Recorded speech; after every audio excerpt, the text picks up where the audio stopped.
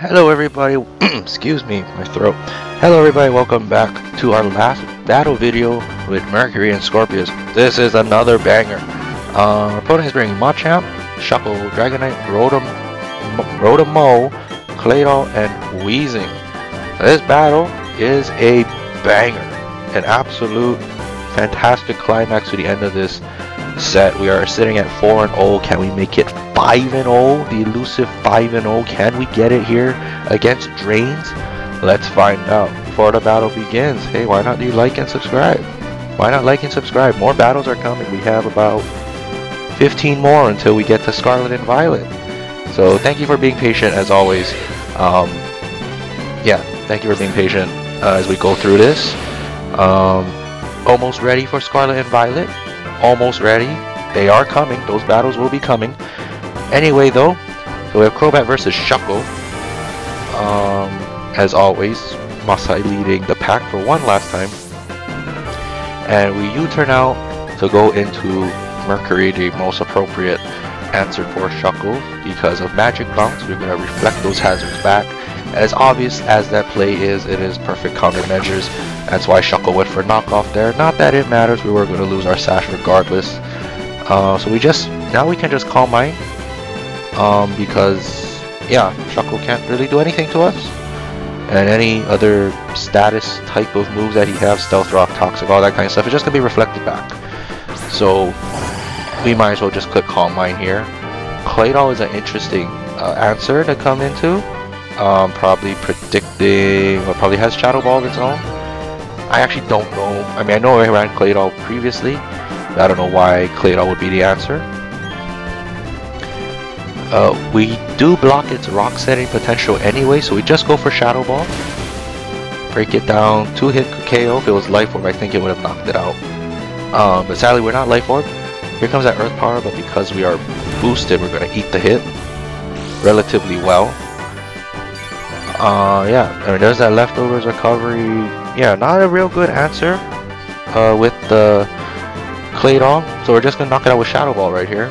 Then the minus split def is going to matter quite a bit, so I'm very fortunate that we did connect with the split def drop.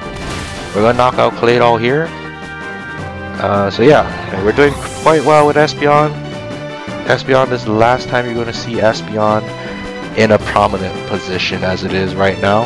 Who knows, maybe Gen 9 will use Espeon again. But yeah, as of right now, Espeon making up for lost time from the last battle. Our opponent sends out the Dragonite now. Obviously an E-Speed coming. It does still have its scale.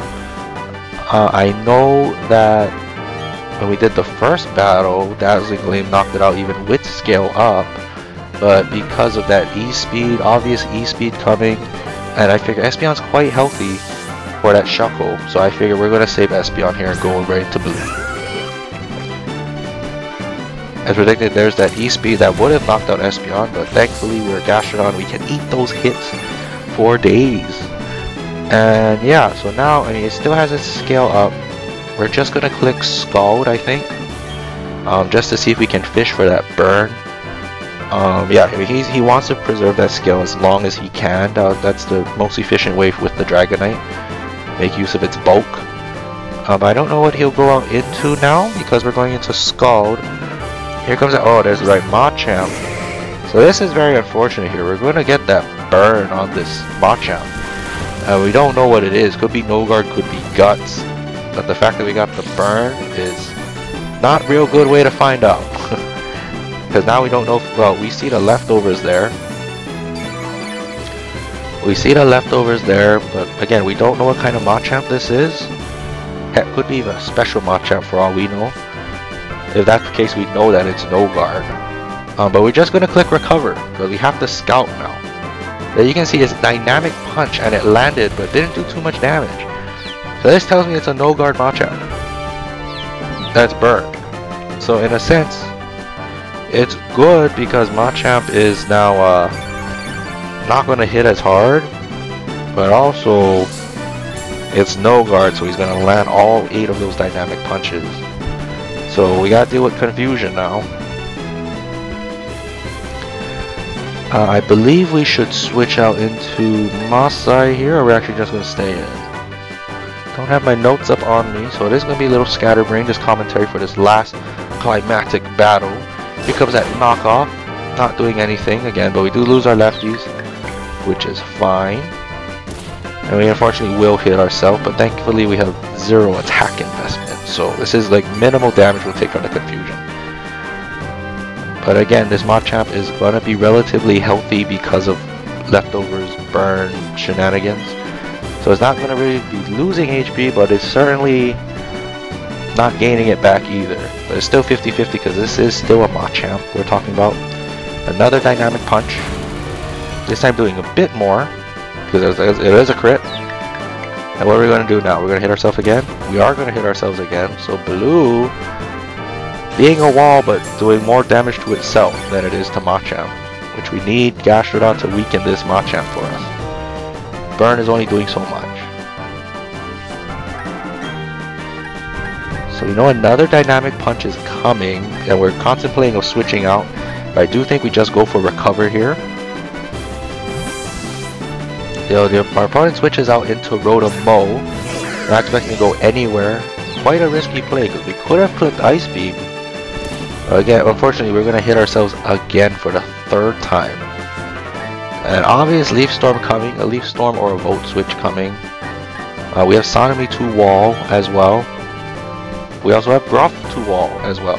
And Scorpius to a degree, to Wall. The way it's brought in, we don't know what it's going to be. So these Rotoms could be Scarf, could be Life Orb, could be Specs. But we send out Heatran to just appropriately block whatever is coming from that Rotom. An obvious Volt Switch, we probably could have stayed in, to be honest with you. But that is quite risky, considering we need Gastrodon for Dragonite. Back out comes the Machamp. So now, because we have no hazards up on either side, we're freely switching back and forth. None of us is really gaining any traction in this battle, right? So I'm gonna opt to click Stealth Rock here, believe it or not. Just because I know I'm sacking off Heatran, but I think rocks are more imperative in this battle than Heatran. Because we can always knock out Machamp with Crobat. Right, Machamp is still a threat, but it's not a big threat. Dragonite is the one that is still the bigger threat now. So we set up the rocks and we're going to lose Heatran to a dynamic punch. We're actually not, we're actually going to live 1. I'm quite surprised. But again, getting those rocks up were imperative in this match. We know we outspeed, so as long as we don't hurt ourselves and land a Lava Plume, we're going to be fine. But the question is, are we going to hit ourselves again? We're 0-3 with confusions. We're going to get a Lava Plume off right now. So we're going to do a big chunk of damage. Thank goodness we did. And we're going to show our Shucca Berry off. That is our item of choice here, our Shucca Berry. But right now, Machamp is not in a healthy position right now, so Crobat is going to come in for free and click Brave Bird right now. Nothing wants to take a Brave Bird, not even that Rotom-Mow.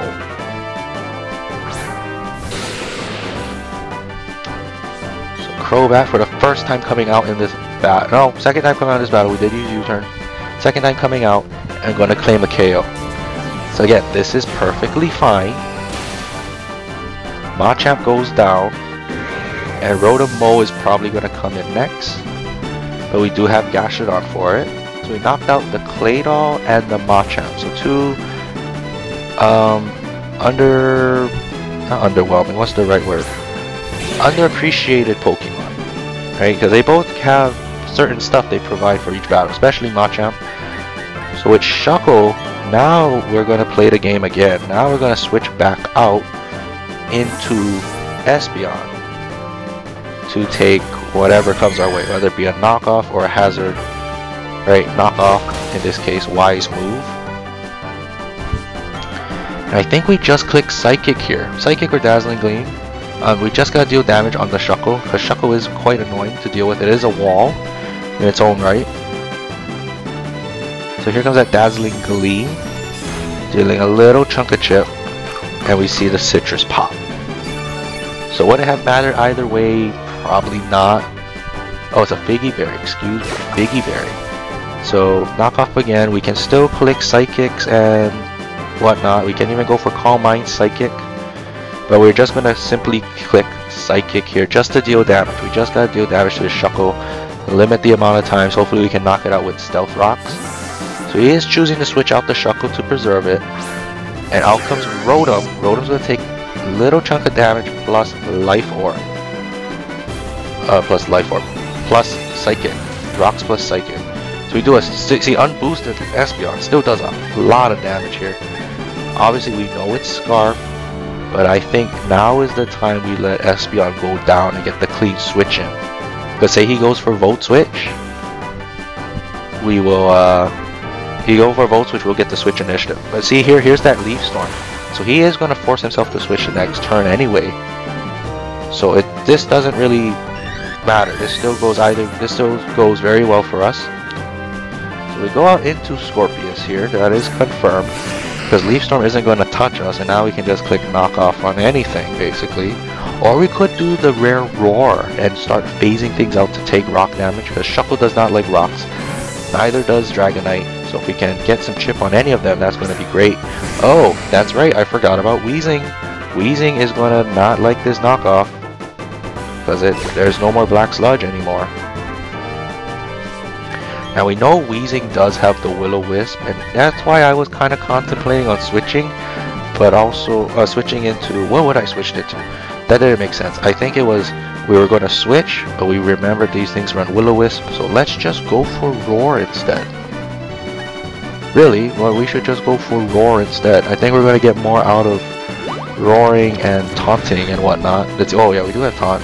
Let's just watch. Yeah, there it is. Yeah. There it is. So that's why we didn't switch, so we can taunt. Attacks are going to come our way. In case you want to switch, we go for knockoff again here. So really crippled this Weezing right out the gate. Flamethrower is going to do close to nothing to us after Black Sludge. Yeah, there we go. We stayed in to block the Will-O-Wisp. We knocked off to damage anything on the switch in, and now we're going to do Roar here. Now we do Roar. I see it. I have it written down in my notes.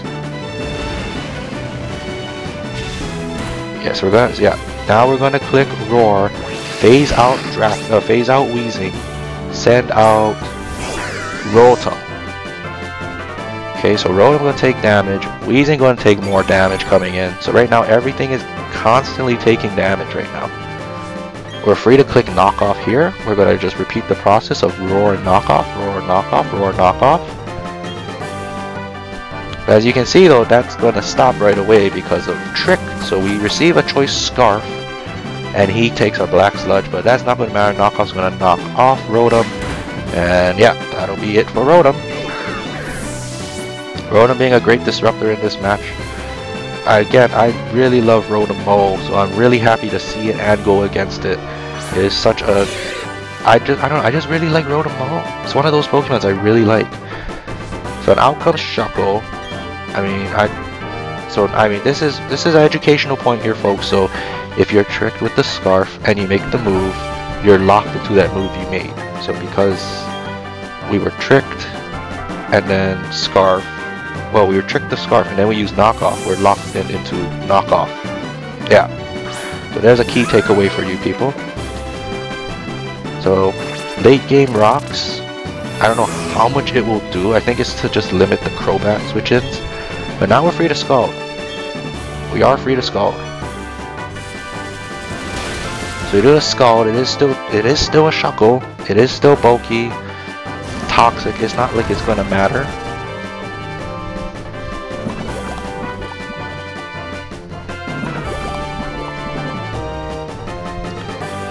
So there's that toxic damage, blah blah blah. None of this really matters. We're just going to click Scald.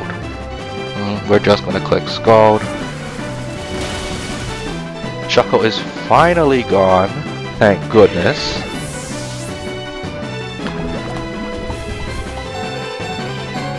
And well, you know, Gastrodon did its role. Because now, I mean, what do we have now? We have a Scarf. We have a Scarf Drapion in the back. Gastrodon walled all the hits it needed to wall. I mean, yeah, we need Gashodon for this Dragonite, but because of all the walling it did, we've successfully used Gashodon to its extent here. So that's why I didn't bother to switch. Also, we needed something to take that extreme speed as well. So, I mean, if Gashodon lived and we recovered, I think that would have been GG right there. But still, this is a Dragonite. We cannot underestimate it. We are going to go into Crobat now. Because Crobat, now that there's no scale, we outspeed Dragonite. And Dragonite is not going to appreciate a banded Brave Bird from Crobat. That's how much a difference multi-scale makes with this Pokemon. See, Brave Bird, big damage, knocks out the Dragonite. And all that's left is Weezing, who's already very damaged. And judging by our recoil, we're going to be able to get that Brave Bird off on Weezing, and that is a GG. We are going to go 5-0 with this set. We're going to go 5-0 with this set. This team is undefeated in testing and in the recordings. This is a fantastic team. I hope most of these mons are back in Scarlet Violet. I would love to run it back again. But we're going 5-0. 5-0, folks. We got a 5-0. Thank you for watching. I'll see you all in the next set. Stick around for that battle video coming soon, and I'll see you all next time. Thank you for watching. 5-0, baby.